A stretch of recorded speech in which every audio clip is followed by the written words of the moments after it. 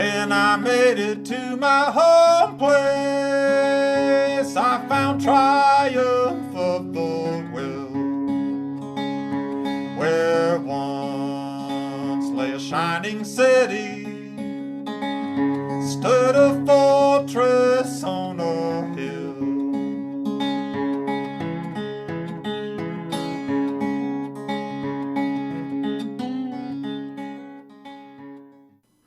I'm Henry. This is Fortress on a Hill. Thank you for joining us. For those new to the podcast, BT, Danny, and I are three leftist combat veterans who take the military and veteran stories of the day and provide some much needed historical context and examination.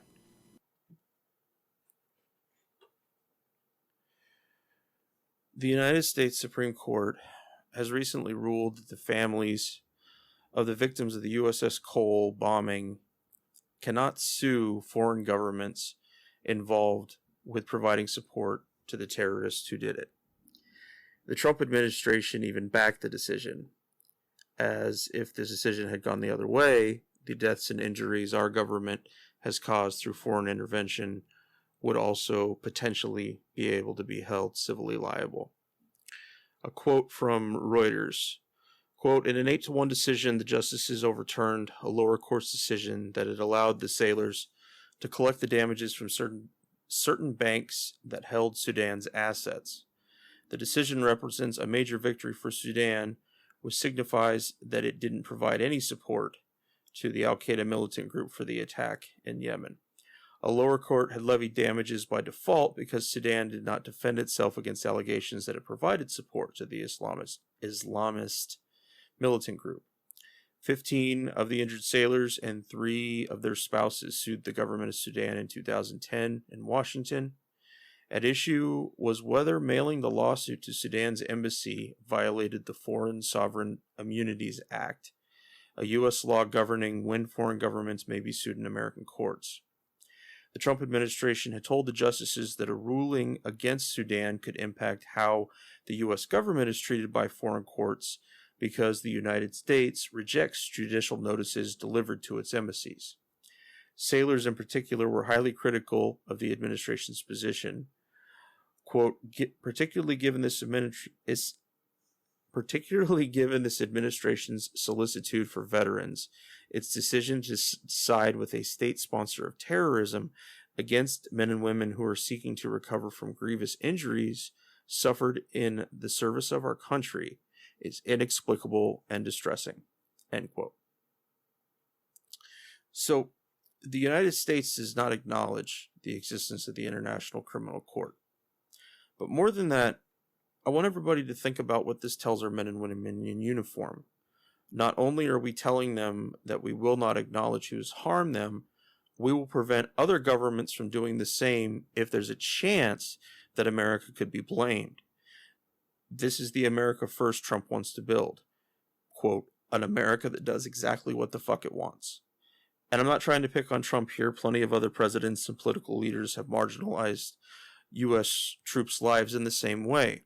George W. Bush, for example, was willing to cut the VA's budget in the final 18 months of his presidency, right when U.S. veterans at the height of the Iraq War needed that care the most. This also connects to the idea about the Department of Defense refusing to acknowledge moral injury while the Department of Veterans Affairs does acknowledge it. This is a real spot of fucking American cognitive dissonance that needs to be fixed.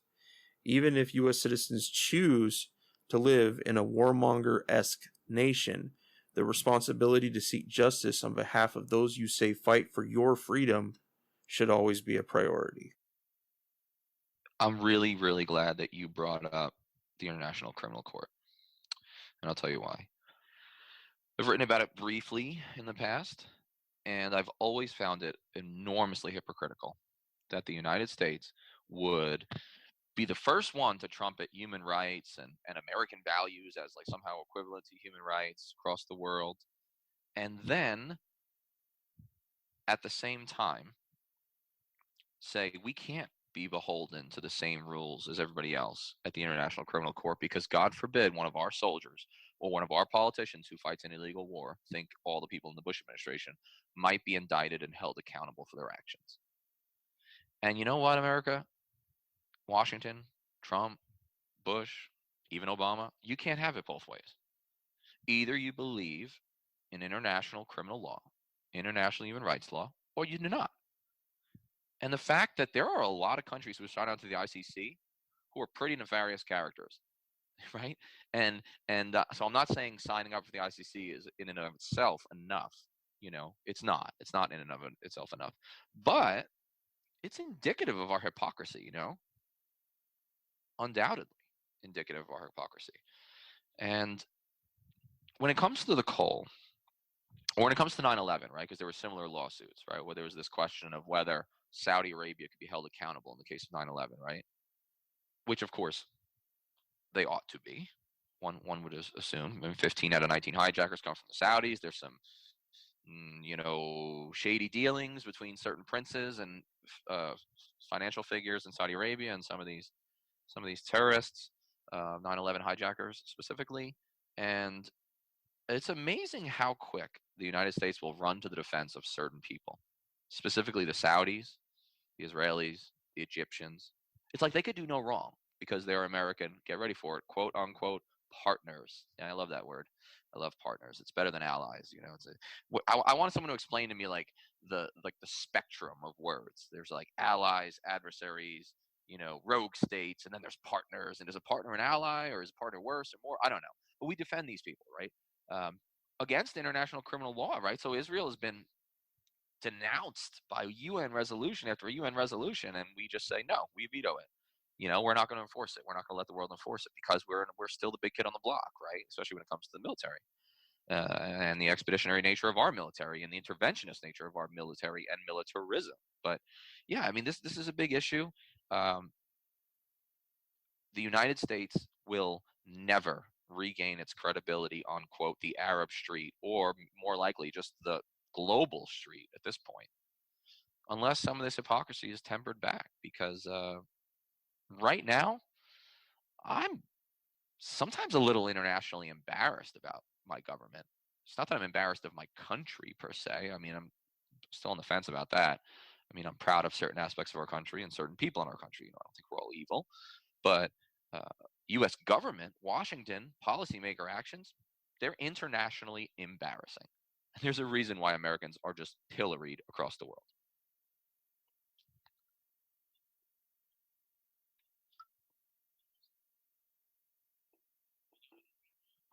Yeah, that's great. I think that was a good one. All right. So next, I want to talk a little bit about Iran, the good old Islamic Republic of Iran. And, some people have called me an Iran apologist. I think more likely I'm just not an Iranophobe, right? And in this day and age, even questioning things from an Iranian perspective, even admitting that they have a right, to have some regional influence or their own national interests, national needs, is like to be considered like pro-Iran. Just like people say I'm pro-Russia, right? Because I defend certain, I don't defend Russians. I defend détente with Russia. I defend the notion that we should be working together to try to diffuse tensions. That makes me pro-Russia, right? But there's this article in the American Conservative by Scott Ritter, pretty good article.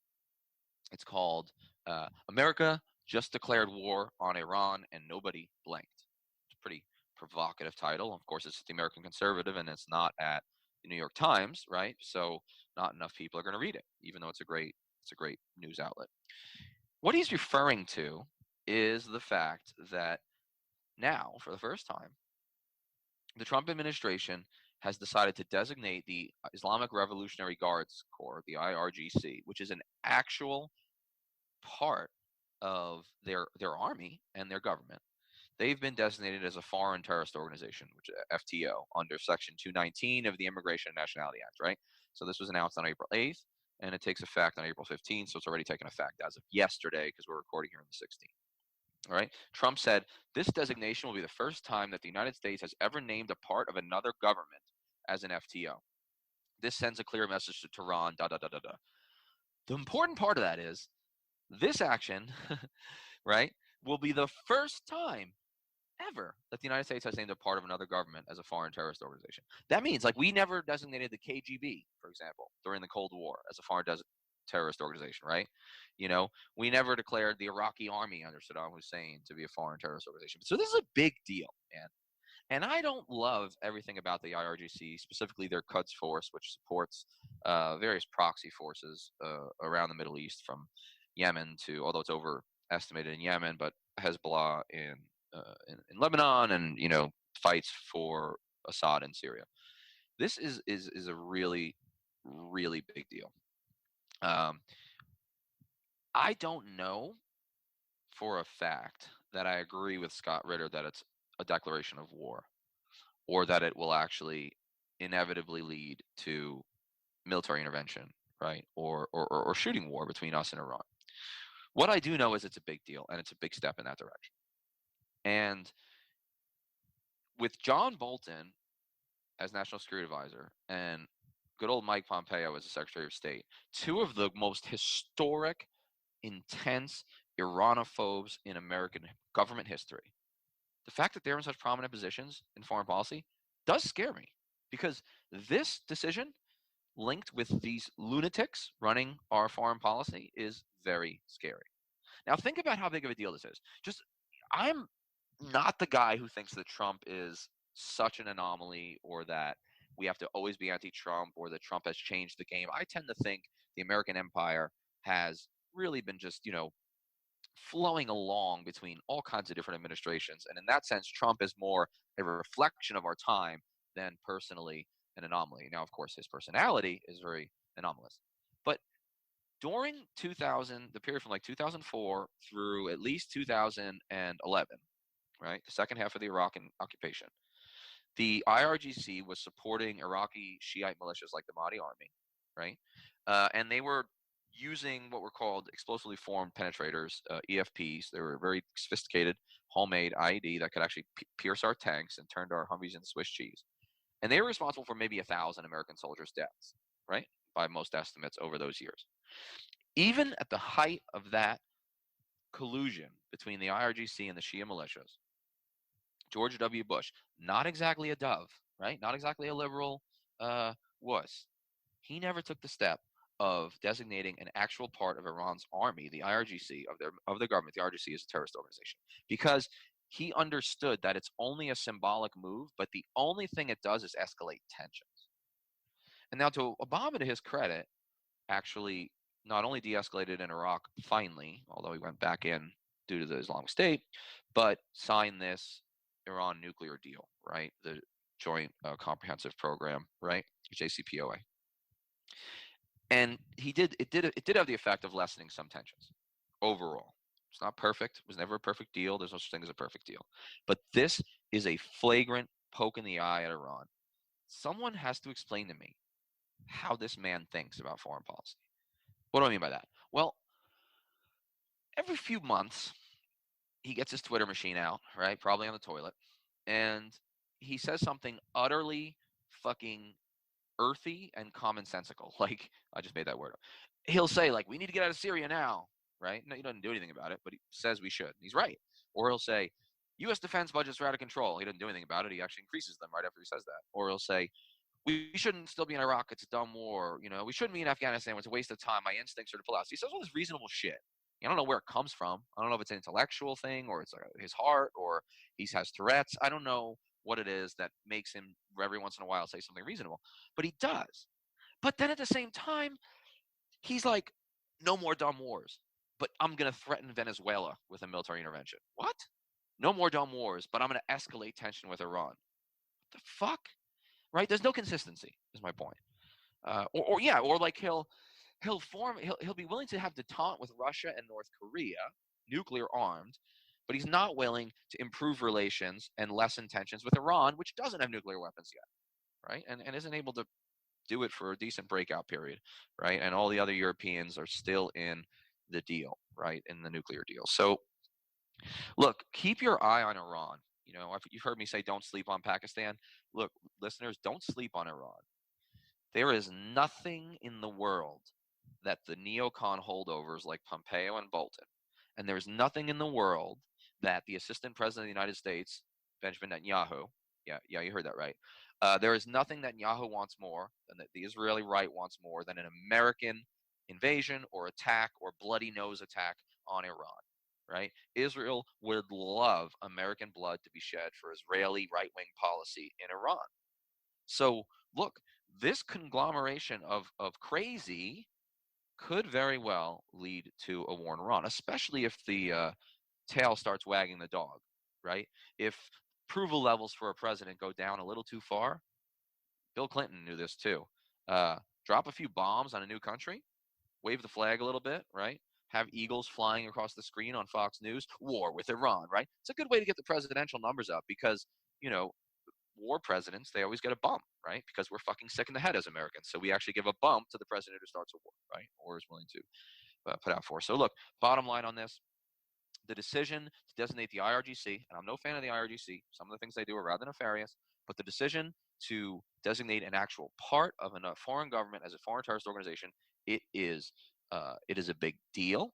It is extraordinarily rare, and it is divisive and going to increase tensions with a country we don't need and don't want to fight, or at least we shouldn't want to fight. Because I will tell you, we will win the first engagements, but it'll be ugly. It'll be a forever occupation. We're going to get a little bit more of a bloody nose when their missiles start hitting our ships than we think we are. And you know what? What have we learned over the last 18 years? What should we have learned? Foreigners, no matter who they don't like being occupied by Americans or anybody else for that matter. And they may well rally around their own flag, rally around their own government, no matter how awful the government is, in order to expel the invader. If we haven't learned the lesson that the efficacy of military intervention, specifically military occupation on the ground, is questionable, then no one is paying attention. This scares me. Fucking Bolton scares me. Fucking Pompeo scares me. Trump, I don't understand him. I don't know how his mind works. This is a big deal, guys. Danny, can you elaborate a little bit on the use of the word terrorism as it pertains to us? I know that part of Bush's push into Iraq talked about, we're going to go meet terrorists wherever they are and everything, but we didn't look at them as any portion of the Iraqi military. And so, that discrepancy between terrorists and an official military, which of course here we're entirely marrying the two. How should we look at this in terms of the abuse of the word terrorism? Yeah, that's a good point. You know that that I don't like the word anymore. I mean, in speech after speech, I always put terrorism in air quotes like an idiot, and it's lost all meaning. That's just it. It's lost all meaning. If everyone America fights is a terrorist, despite the gradations and the nuance between the different groups we fight, then the entire word loses all meaning. So, okay, in other words, the IRGC is a terrorist organization according to this, presumably because they train and supply and sometimes fight alongside proxy groups in the Middle East that we don't like. Well, then is Saudi Arabia's government terrorist because they terror bomb Yemeni civilians from the sky? Right? What's worse, hitting a school bus full of a few classes of kids or a suicide bomber killing kids on an Israeli bus? Is there a difference? Is there a difference whether a Palestinian with a suicide vest does it or whether a sophisticated plane built in America does it? To me, the death is death. Terror is terror, right? So it's lost all meaning because we're not consistent with it. And also, if the IRGC is terrorist, then the Saudi intelligence services should be terrorists too.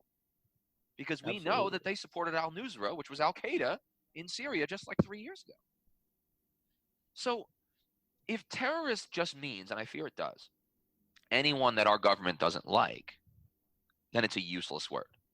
Especially when we have a government now, we have an administration now, and this is a little unique, that isn't really willing to use the word terrorist when there's a mass shooting or a right-wing American domestically shoots up a school. Nope. Right? We don't want to use, no, he's misguided, he's crazy, right? He's mentally ill. So look, either apply a consistent definition to the word terrorist or drop it from the lingo.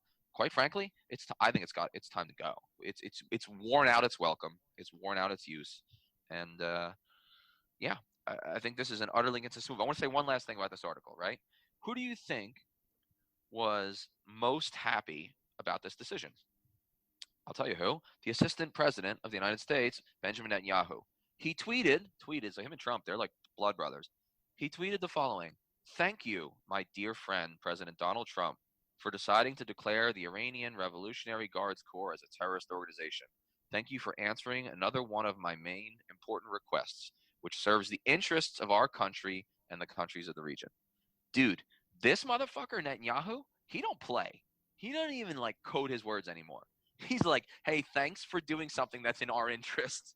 I mean, that's what he said. That's what he outright said. I mean, who's in charge of who here? Is the United States government under the control of a right-wing extremist government halfway across the world in Israel?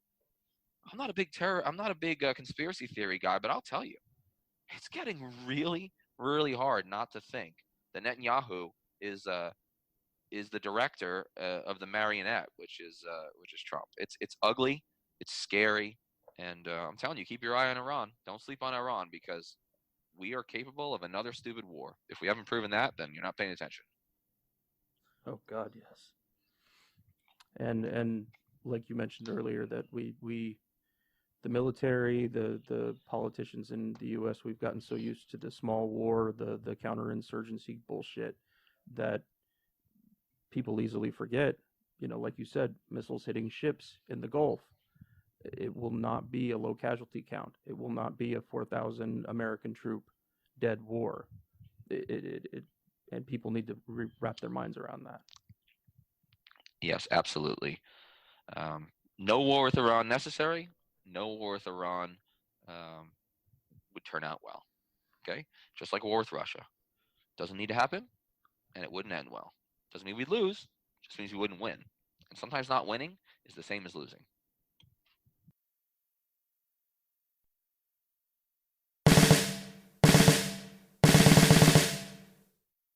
The guys and I love doing the podcast. Being able to share our experiences in the military with allies and supporters means the world to us. But we can't do it all. We need you to share an episode of ours with somebody, anyone who you might think could be affected by it. Young people looking to join the military, or parents advocating for one, conscientious citizens who care about the violence the U.S. wages in their name, advocates for women and people of color who understand the harsh environment the military creates for minorities and the violence inflicted by some of those same minorities around the globe, and anyone else you think it might affect. Please share this with them. But sharing our episodes is just one of the many ways you can support the podcast. In addition, there's Patreon, where we're blessed to have an array of wonderful supporters helping BT, Danny, and I pay for some of the podcast's expenses. Those who contribute $10 a month or more will be mentioned here as an honorary producer, helping keep you, our listeners, stocked with new episodes. But you don't have to contribute $10 a month to help us. For as little as $1 a month, you can help keep us going, paying for hosting and storage fees, transcribing old and new episodes, promoting and expanding the podcast, and more I'm sure I can't think of right now. So let's bring out our honorary producers, and they are Matthew Ho, Will Arens, Gage Counts, Fahim Shirazi, Henry Zamoda, James Higgins, James O'Barr, Adam Bellows, and Eric Phillips. Your contributions are so helpful to us. Thank you all so much. However, if Patreon isn't your style, you can contribute directly to us through PayPal at paypal.me/Fortress on a Hill. Let's get back to the podcast.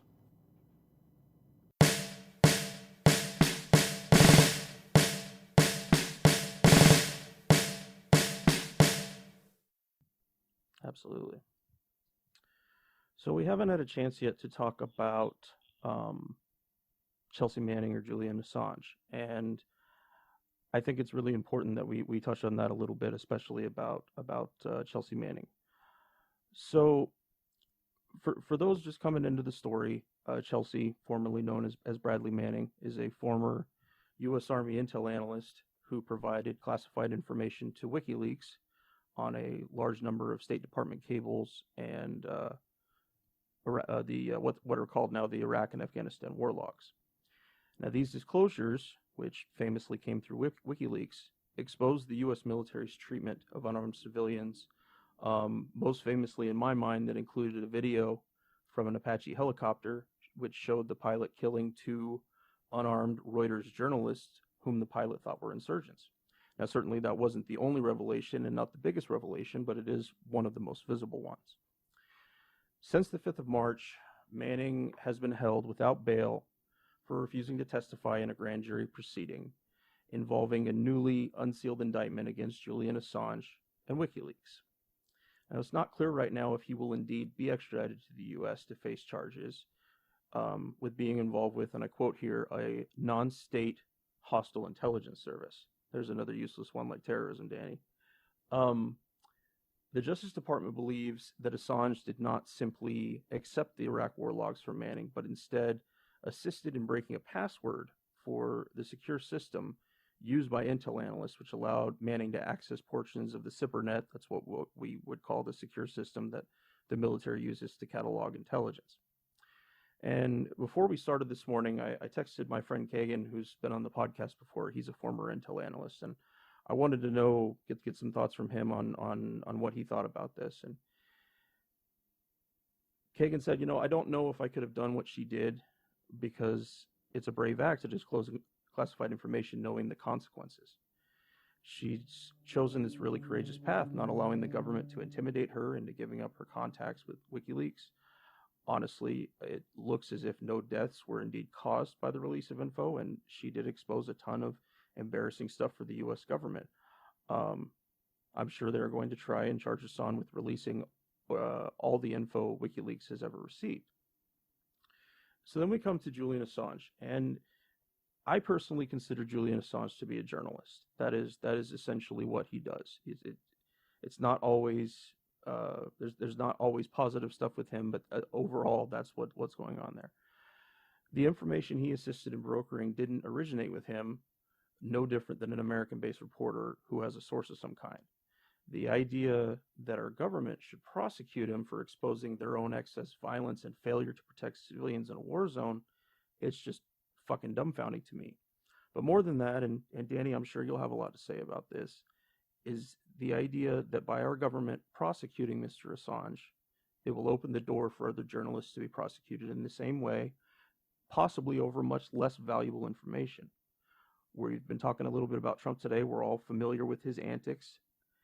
Do we believe that if it suddenly somehow becomes legal, and I'm using legal here in its loosest definition, if it somehow becomes legal to go after journalists based on who their sources are or sources they may have been connected to in the past, it will be the complete end of freedom of the press in our country.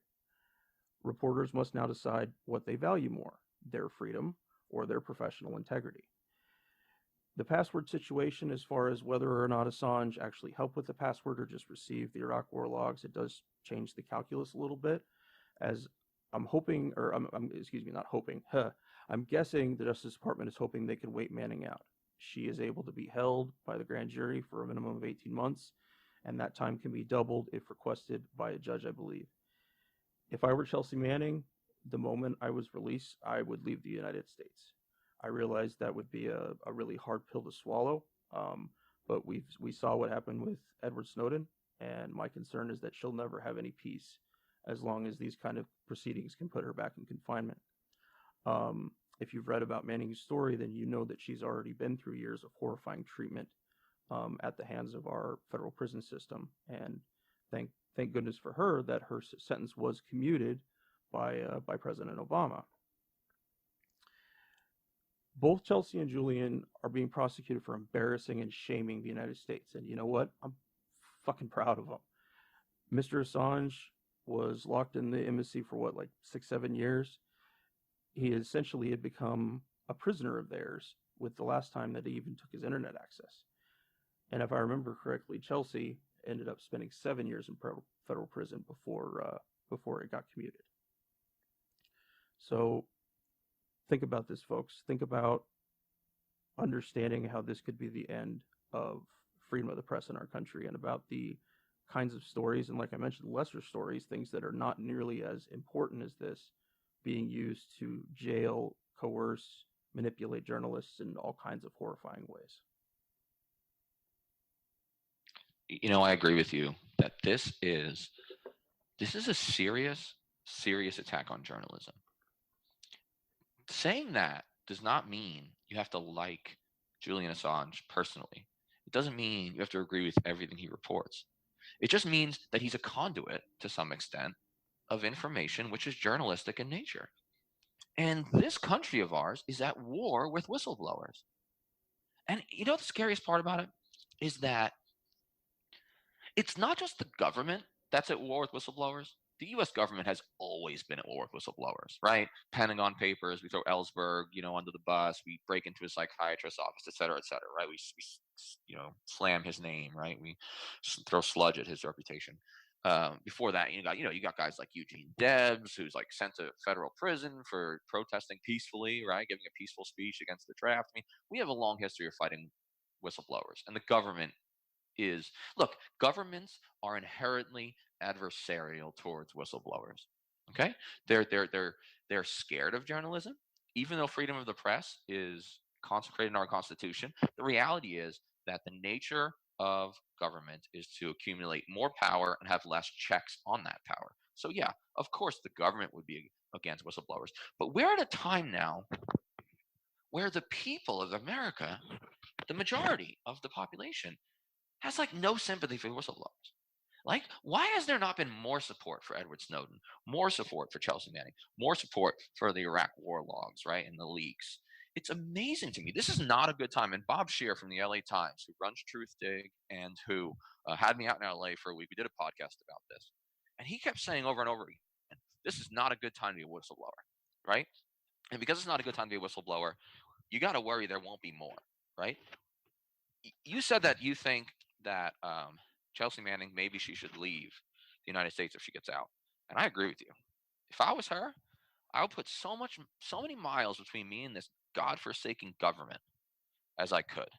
That's what I would do. But that is scary. Because if there's no place in our society for whistleblowers anymore, if whistleblowers don't feel that they could even continue to live in the country of their birth just because they decided to blow the whistle on some sort of illegal or immoral policy, then our country is sick on the inside. And shame on the left. Shame on the mainstream left for not coming to defense, at least partially come to the defense of these people. Shame on the left. It's cowardly. Sometimes I just wonder, do we even have an opposition in this country anymore? I mean, really, do we even really? All we have is an anti-Trump wing. People who don't really like him as a person. People who aren't too excited about his language. It's like, do we have an anti-Trump movement or do we have a true opposition? I don't think we have an opposition in this country. Now, I think the base of the Democratic Party is moving in a good direction, especially the youth, right? Especially people of color, especially women. But the leadership of the Democratic Party, the leadership of the liberal media, liberal in quotes, they will sell Snowden and Assange and Manning right up the road first chance they get, because they're so scared of being broad brushed with that anti-American slogan that the Republicans and the right are so willing to just throw on them. They're so scared of it that they overreact and they overcompensate. One last thing about Chelsea Manning and the Iraq war logs, right? So she released all those State Department files, right?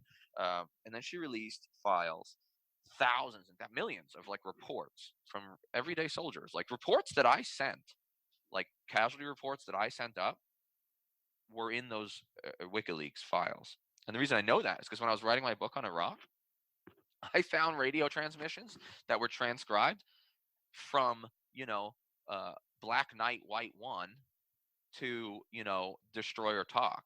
So I was Black Knight White One, right? So it was really bizarre to read because it was like me like reporting casualties in my platoon, and actually I was able to build the narrative of like some of the firefights and like IED strikes that I was in by using the illegal, I guess, because the government didn't like them, but they made it into my book and no one cared. No one paid enough attention is what happened.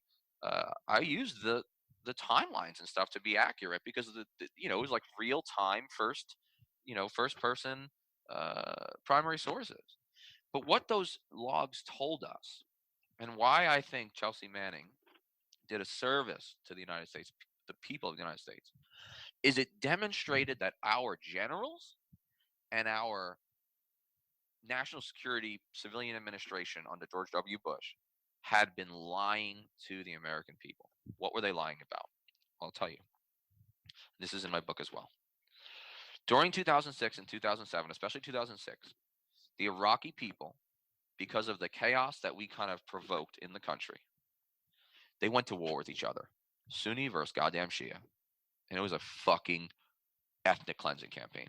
It's the only way to call it. It's the only thing to call it.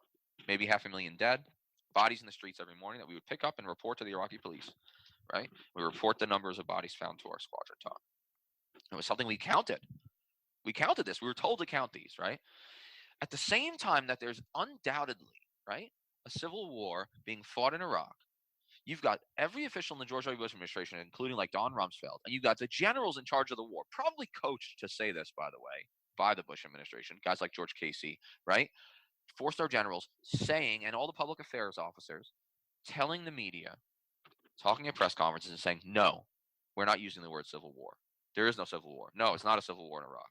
And the WikiLeaks files showed that they were lying because junior officers and mid-level officers on the ground had been decrying what was happening as a civil war for years. And your government lied to you. Your military that you so adulate, your generals that you so fawn over, they lied to you. And they're still lying to you guys. They're still lying to you. And you know what? Chelsea Manning, thank you for that.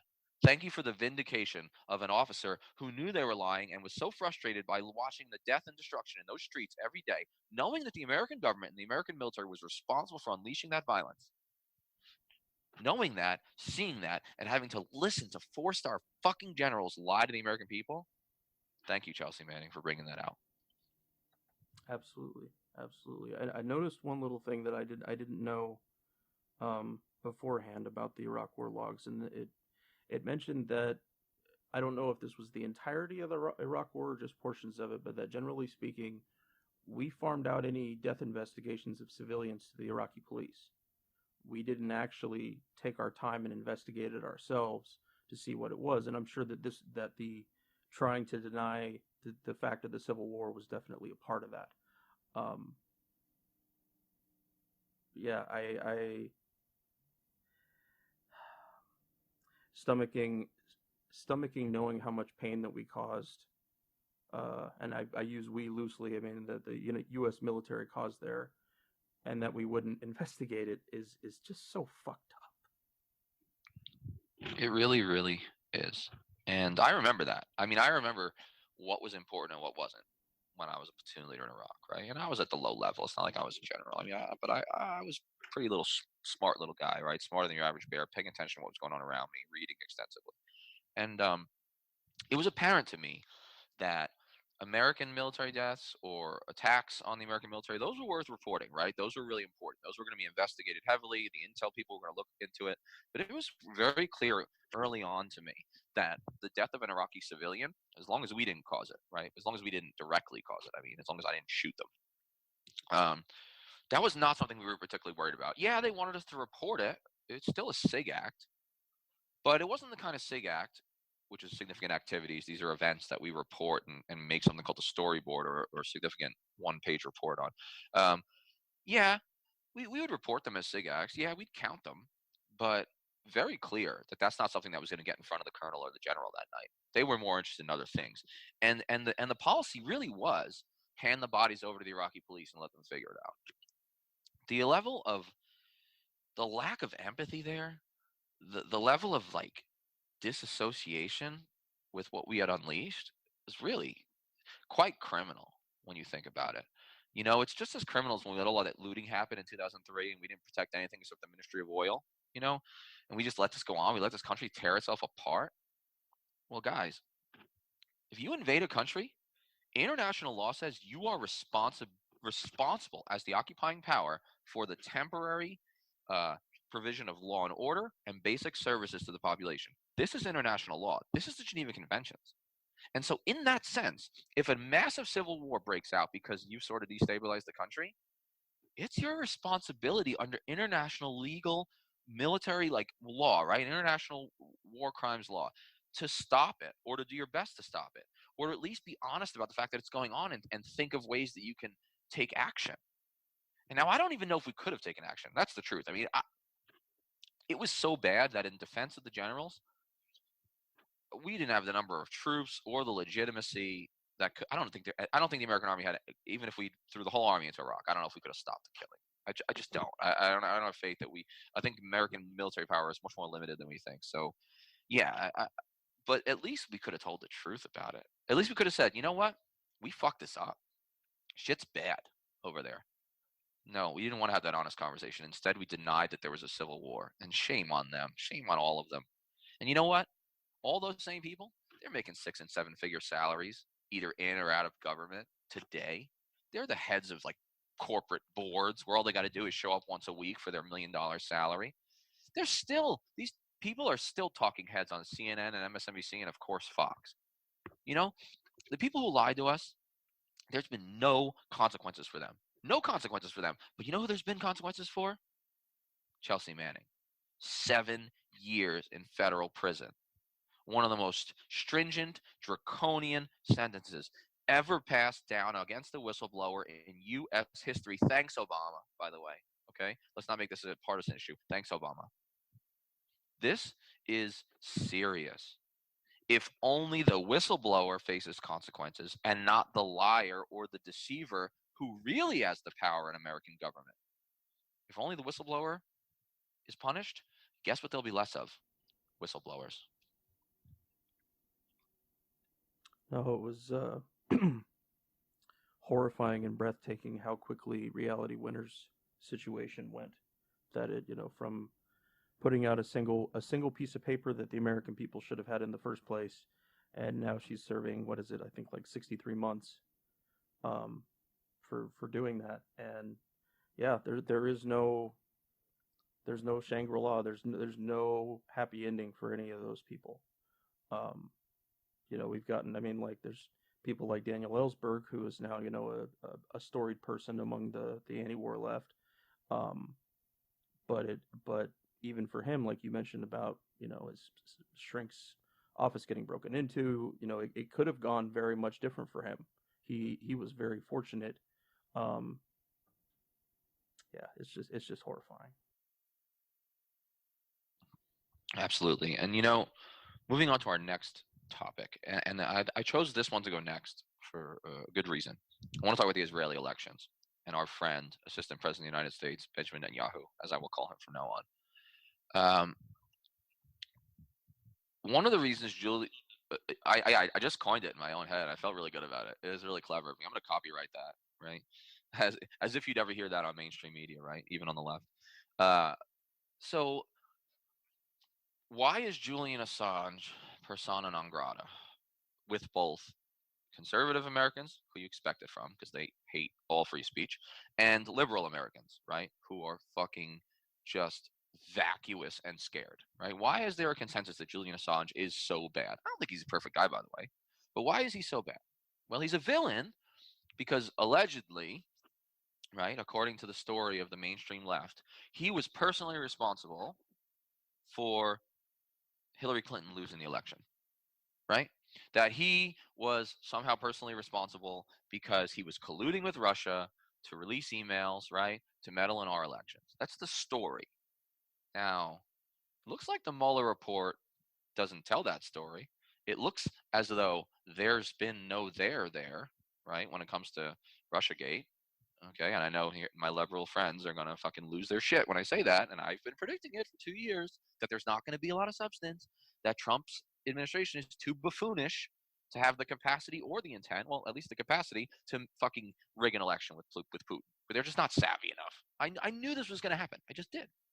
But if you believe the fairy tale, then Assange is evil. I mean, he's the reason we got Trump. And if you believe Trump is that evil, if you believe he's singularly evil, and I can't stand the guy, but I'm not willing to say he's as singular as people say he is, then Assange is obviously the devil. But you know what no one ever talks about? Israeli meddling in our elections, which I would submit is far more overt and far more nefarious than anything the Russians do. Netanyahu gave an anti-Obama and, by extension, anti-Democratic Party speech in front of a joint session of Congress in the midst of an election year. It's questionably legal, and it's undoubtedly unethical and against the spirit of free and fair elections for a foreign head of state to give an anti-incumbent administration party speech in front of our own Congress, and he got like 50 rounds of applause, standing ovations. And you know what? Chuck Schumer was one of the guys standing up and clapping. So don't get so high and mighty, liberals, right? Okay? Because Nancy, yeah, she was clapping too, right? And that is meddling. That is overt meddling. Netanyahu, I tell you what, in his defense, the guy's got balls. The guy has fucking bowling ball size balls, okay? They're the color of the Israeli flag. That's what his balls look like, everyone. So just make sure you got that image in your head. He goes in front of a joint session of Congress and fucking just denigrates the sitting president. And by extension, his designated successor, Hillary Clinton, right? Who I don't even like. This was real meddling in an election. I digress. That's my transition. Well, what happened, though? Netanyahu won again. The guy's been prime minister of Israel for 10 years. I think that makes him the second longest serving prime minister in Israeli history. The guy is a right-wing nutjob. The guy is so anti-Palestinian, so extremist in his Israeli nationalism and his support for Israeli religious parties that want to turn Israel into a theocracy, right? That he should be way off the charts of mainstream political discourse. But instead, he's a fucking celebrity in Israel. What does this tell us? This isn't all about Netanyahu. Sure, he's thrice indicted for corruption cases, 3 separate cases. Sure, he's probably a criminal. Sure, he's corrupt as fuck. Sure, he's a fucking lunatic. That's not the real story.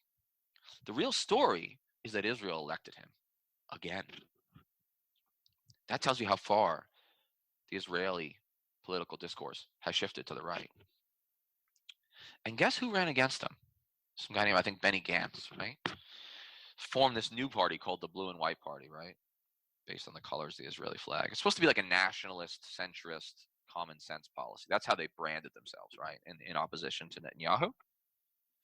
But if you actually read their platform, they were so goddamn militant on the Palestinians and so far to the right on, any chance of peace with the Palestinians, to which they saw basically no chance, that they could never have been considered an opposition party, even 20 years ago when Yitzhak Rabin was alive and there was actually some sort of hope for peace. Nobody in Israel. What did the Labor Party win? Like 3 or 4 seats or some shockingly low number? The Labor Party used to dominate Israeli politics, okay? Center-left Zionism in the form of the Labor Party used to be the mainstream. Guys like Rabin, right? The guys like Shimon Peres. Guys like the fucking founder of Israel, right? David Ben-Gurion. The Labor Party used to be dominant. Now it's like a fringe party. It's seriously, it's a minority. It not only does it not get into the ruling party, the ruling coalition, it's like it's a joke. That's how far to the right we've moved. And Israel and America have moved right together. There's an insidious connection there. This brand of right-wing populism that's exploding throughout the world, Trump is only one symptom of it. It's a global thing, right? Throughout the West. I mean, populist nationalist leaders who look internally and are more militarist, they're taking over all over the place, and it scares the hell out of me. But the point here is, I think I'm ready to give a eulogy. Is everybody ready? To the two-state solution. Rest in peace, two-state solution. You know what the two-state solution is. It's that really hopeful thing we had in the early 90s where Clinton got Yasser Arafat to shake the hand of Yitzhak Rabin on the White House lawn or Camp David or wherever the fuck. And it looked like there might be a Palestinian state too, that the Palestinians might get their own little rump state. It wasn't going to be much of a state. It was going to be a little piece of shit that was divided into halves. But hey, they were going to get something. There was going to be peace. There was some idealism. There was hope that there could be a Jewish state and a Palestinian state side by side, that the Israelis would get to have their own sovereignty and they'd get to define themselves as a Jewish entity, which they wanted. And at the same time, they'd get to stay a democracy because Palestine would not be ruled over with a military iron hand, but would be given some form of autonomy in the form of a state, actually. This was the promise. That's the two-state solution. And all over the American political spectrum, to this day, everyone says two-state solution, two-state solution. And I've written in favor of the two-state solution because I think it's the only logical or likely solution. But it's dead, guys. Netanyahu won't even open negotiations with the Palestinians. He says he has no partner. He says there is no one in Gaza or the West Bank that is worthy of me having a peace process with. And so what are we going to do? I'll tell you what we're going to do. We're going to starve Gaza, literally. We are going to blockade Gaza and keep it as the largest open-air prison, and then occasionally we're going to bomb it, kill civilians, and shoot them at the fence. We're going to do that. We're going to keep them stuck in the most densely populated sliver is a better word, of Earth, right, on the Mediterranean. And the West Bank, well, we're going to keep that surrounded and under essentially military occupation, and we're going to increase settlements. We're going to continue to let Jews move into the lands that are owned by the Palestinians according to international law and set up little communities.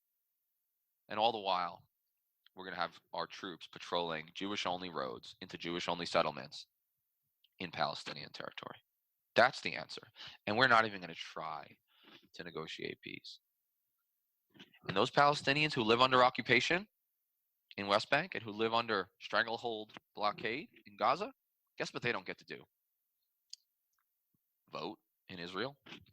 They're dominated by Israel. They're controlled by Israel. They're denied their sovereignty by Israel. But they don't get to vote in Israeli elections. Of course not, because there's more Arabs than there are Jews. If you add up the Arab minority in Israel, which is what, around 20%, and plus all the massive refugees who live in the West Bank and Gaza, it wouldn't be a Jewish state anymore. So Israel can either be a Jewish state or it can be a democracy. Right now, it's choosing to be a democracy. It's choosing to be a Jewish state, but an autocracy. Rest in peace, two-state solution. The election of Netanyahu and the unflinching support of President Donald Trump and the presidents came before him, but especially more powerfully, right? More one-sided, the support of Trump. The Trump-Netanyahu nexus spells the end of any hope for a one-state solution. But here's the thing.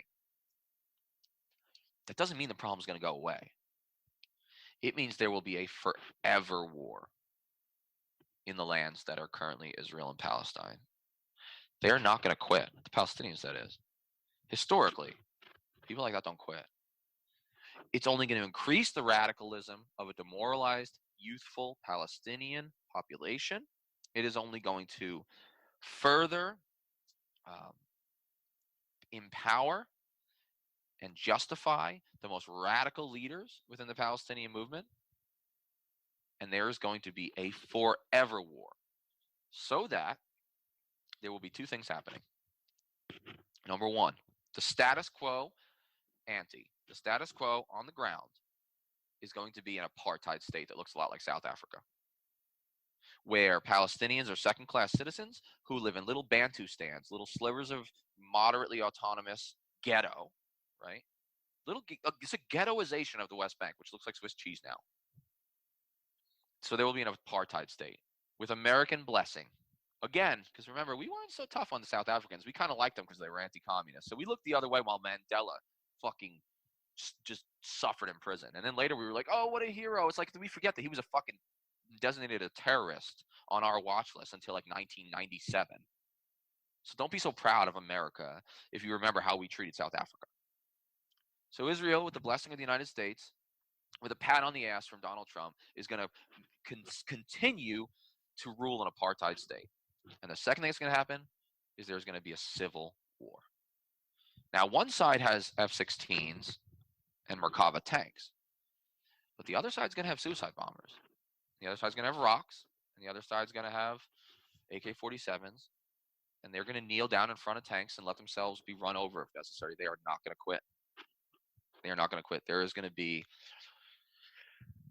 the war in the Holy Land is going to only get worse. That's the problem. That's the problem with giving the eulogy to the two-state solution. Be careful what you ask for, Netanyahu. Be careful what you ask for, right-wing Israeli movement that's dominating the populace there, because you might just get what you want, which is an apartheid state in a state of forever civil war. Pay attention, guys. Pay attention to what the Assistant President of the United States, that Benjamin Netanyahu, does. Pay attention to what he does. This election matters, and it's time for the United States. Don't expect it to happen. It won't happen. But it is long past time for the United States to be a true, honest broker and say, you know what? We were wrong about this. We were too one-sided. We were too lopsided in our support for Israel. And if we ever hope to be an honest broker again, we have got to rein in the Israelis. We have got to cut off military aid. We have got to put diplomatic pressure on them in the UN. Because if not, that Palestinian blood, it ain't just on Netanyahu's hands. It's on our hands. And I don't mean the government. I mean all of us, the American people. Our apathy translates into Palestinian blood. And eventually, some of that will come back to be visited on us here. I don't know. I don't know if there's ever. I know there's never been an official attack on the United States by anybody of Palestinian descent, but just looking at the desperation, it keeps getting worse and worse. And like you said, turn to Swiss cheese. Can't walk down the street. Can't feel safe. Drones overhead. You go to protest. You might get shot by a sniper. Hopefully, it's a flesh wound, but it could be a lot worse. This is their reality, and I guess I just wait for it to become ours. There's no way that on a long enough timeline, these kind of controls don't come to the United States in some way too, if we keep going in this direction.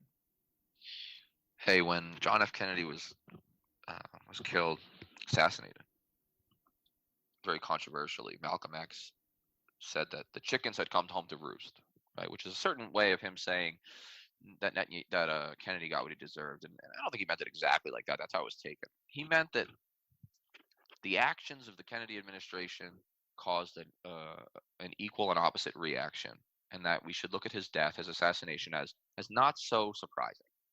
Well, what you said is true. The chickens of American support for Israel are going to come home to roost.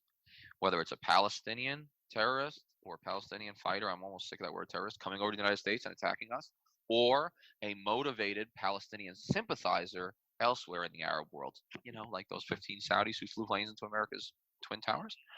This is what happens. So if Palestinian blood is on our hands, we, the people, so is the American blood in future attacks. Guys, you can't do whatever you want in the world and then be shocked when there are terrorist attacks in America. Because the chickens, they're coming home. They're coming home. We ain't going to stop them all. Even if we make this into a police state and we're on our way to the American police state, even police states get attacked by terrorists, sometimes even more so. We're on Twitter at Fortress on a Hill, and also at Facebook.com at Fortress on a Hill. You can find our main blog page and our full collection of episodes at www.fortressonahill.com. iTunes, Stitcher, Google Podcasts, Patreon, Spotify. You name it, almost anywhere you listen, we're already waiting for you. And hey, we're always in the market for more Patreon supporters. Please consider becoming a patron at patreon.com. And if you're not into giving us a monthly payment, think about giving us a couple bucks on PayPal. The link is in the show notes. Skepticism is one's best armor. Never forget it. We'll see you next time. You good people, and listen to my song. I hope you'll pay attention. I will not detain